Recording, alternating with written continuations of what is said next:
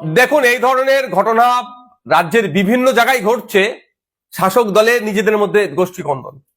এখন শওকত মোল্লা সাহেব রাজনীতি করছেন, তিনি আইএসএফ কে আমাদেরকে দেখে দেওয়ার চেষ্টা করছে। কিন্তু শওকত সাহেবের যদি আমরা প্রিভিয়াস রেকর্ড দেখি, সেই রাজ্জাক সর্দার থেকে শুরু করে মানিক পাইক থেকে শুরু করে বিভিন্ন সময় আমরা দেখেছি খুন করেছে তাদের দলের লোকেরা, তারাই যুক্ত থেকে অন্যদেরকে, তাদের দলের প্রথম সারির নেতাদেরকে সাইড করেছে। সেই জাহাঙ্গীর খান চৌধুরী থেকে শুরু করে এই ধরনের অনেক আছে। এটা শওকত মোল্লা সাহেবের প্রিভিয়াস রেকর্ড। এখন এই খুনটার কারণ কি হতে পারে? আমি সকালে কয়েকটা ফুটেজ দেখছিলাম পরিবারের লোকজনের। তারা কেউ দাবি করছে ওই দিন 3 জন ছিল, যখন তাকে খুন করা হয় 2 জন তাকে ছেড়ে চলে গিয়েছে। এখন একটা সন্দেহ থেকে যাচ্ছে।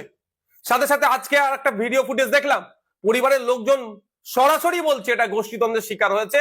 এবং বাস্তবিক কথা, আমি যতটুকু খোঁজ নিলাম, ওই অঞ্চলে ওই যেখানে বাড়ি যে ছেলেটিকে খুন করেছে, ওই ওখানে আইএসএফ বা বিরোধীদের সাথে ওর সম্পর্ক খুব একটা খারাপ ছিল না। কিন্তু আমি যতটুকু খবর পাচ্ছি, এই লোকটি যাকে খুন করেছে ওরা, আপনার একদা সময় আরাবুল ঘনিষ্ঠ ছিল, প্রেসার দিয়ে চাপ দিয়ে এখন শওকত ঘনিষ্ঠ করেছে। এবার এই সুযোগটা কে নিয়েছে এটা তদন্ত সাপেক্ষ। একাধিক ইকুয়েশন উঠে আসছে এই খুনের রহস্যের পিছনে, তবে সবটাই সমাধান করতে পারবে প্রশাসন, ইনভেস্টিগেশন অফিসার। আমি আশা করব নিরপেক্ষতা বজায় রেখে এটা তদন্ত হোক। আর সাথে সাথে এটাও বলে রাখছি, পরিবারের সাথে আমি যোগাযোগ করার চেষ্টা করছি, পরিবারের সমর্থন নেব। পরিবার যদি চাই সিবিআই ইনভেস্টিগেশন হোক, পরিবারের হয়ে প্রয়োজনে আমি মামলা করব সিবিআই ইনভেস্টিগেশন করার জন্য। কারণ আমি একজন বিধায়ক এখানে ভাঙড়ের, সেটা আমার বড় পরিচয়। কোন দলের নেতা, কোন দলের চেয়ারম্যান, তার থেকে বড় পরিচয় ভাঙড়ের আমি বিধায়ক। ভাঙড়ের মানুষ খুন হয়েছে, ভাঙড়ের মানুষকে যারা খুন করেছে তাদেরকে আমি শান্তির ঘুম ঘুমোতে দেব না। আর সাথে এটাও বলছি, যদি এটাকে রাজনৈতিক চক্রান্ত হয়ে বিরোধীদের উপরে দমন পীড়ন বা সাধারণ মানুষকেও যদি ডিস্টার্ব করার চেষ্টা হয়, আমি সেই পরিবারগুলোকে সাথে নিয়ে সিবিআই তদন্ত হবে, সিবিআই তদন্তের জন্য বা বিচার বিভাগীয় তদন্তের জন্য কোর্টের দ্বারস্থ হব।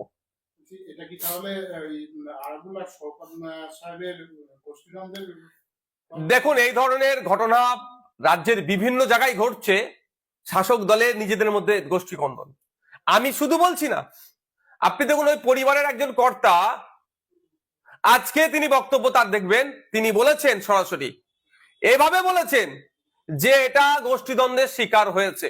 আর আমিও বলছি, যখন আমার কাছে খবর এসেছে, আমি যতটুকু খবর নিতে পেরেছি, যে এটা সম্পূর্ণরূপে গোষ্ঠীদ্বন্দ্বের শিকার হয়েছে। হয়তো শওকত মোল্লা সাহেব এই বিষয়টা অনেক কিছু জানেন, এটা অনেক কিছু জানেন শওকত মোল্লা সাহেব, তদন্ত সঠিক করলে উঠে আসবে। ভাঙড়ের বিষয়টা নিয়ে শওকত মোল্লা সাহেব সরাসরি কিন্তু আইএসএফ কে দোষারোপ করেছে। এটা কি মানে আপনি যুক্ত সরাসরি আপনার? দেখুন, আমরা এতটা এখন হিংস্র হয়ে উঠতে পারিনি, আর কোনোদিন হবারও ইচ্ছাও নাই যে একটা মানুষের প্রাণ নিয়ে নেব রাজনীতি করার জন্য।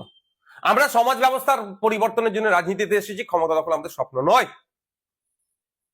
শওকত মোল্লা সাহেবের পাস্ট হিস্ট্রি যদি আমরা দেখি, এই কাছে তিনি সিদ্ধহস্ত, খুন খারাপি করিয়ে, মারামারি করিয়ে, গোষ্ঠীদ্বন্দ্ব করিয়ে অপরের দিকে, বিরোধীদের দিকে দাগিয়ে দেওয়া হয়, দাগিয়ে দিত। নমিনেশন কাটছে, আবার বলছিনি যে বিরোধীরা প্রার্থী খুঁজে পাচ্ছে না। এখন আমি বলছি, এই যে খুনটা হয়েছে, শওকত মোল্লা সাহেবকে যদি সঠিকভাবে জিজ্ঞাসাবাদ করা হয়, এই খুনের অনেক রহস্য উন্মোচন হবে। এটা সম্পূর্ণরূপে আমি দায়িত্ব নিয়ে বলতে পারি, আমি দায়িত্ব নিয়ে বলছি, এটা গোষ্ঠীদ্বন্দ্বের শিকার হয়েছে। এবার কোন গোষ্ঠী করেছে আর কেন করেছে, কোন গোষ্ঠী করেছে এটা এই মুহূর্তে বলা সম্ভব নয়। কেন করেছে এটা আমি বলতে পারি, সেই দিনের শেষে ভাগ বাটোয়ারার লড়াই, এ বড় নেতা হয়ে যেতে পারে, সে ছোট নেতা হয়ে যেতে পারে, এই মর্মে একটি ছেলেকে খুন করা হলো। আমি ভাঙড়ের বিধায়ক হিসাবে রাজনীতির ঊর্ধ্বে গিয়ে বলছি, এই খুনের আমি চরম বিরোধিতা করছি। এর প্রতিহত হওয়া, এইটা প্রতিকার হওয়া দরকার।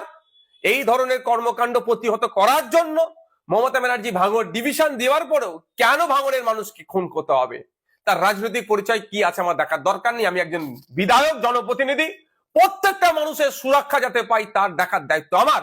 সেই জায়গায় আমি দাঁড়িয়ে বলবো, যত তাড়াতাড়ি সম্ভব ইনভেস্টিগেশন হোক, যে বা যারা খুনের সাথে যুক্ত তাদেরকে সর্বোচ্চ শাস্তির ব্যবস্থা করা হোক। আর পরিবারের সাথে যোগাযোগ করব, পরিবার যদি আমাকে ইনশিওর করে, আশ্বাস দেয়, পরিবারকে সাথে নিয়ে আমি এই মামলাটি যাতে হয় বিচার বিভাগীয় তদন্ত হোক বা সিবিআই তদন্ত হোক, যদি পরিবার চাই, আমি তার জন্য মুভ করব কোর্টে।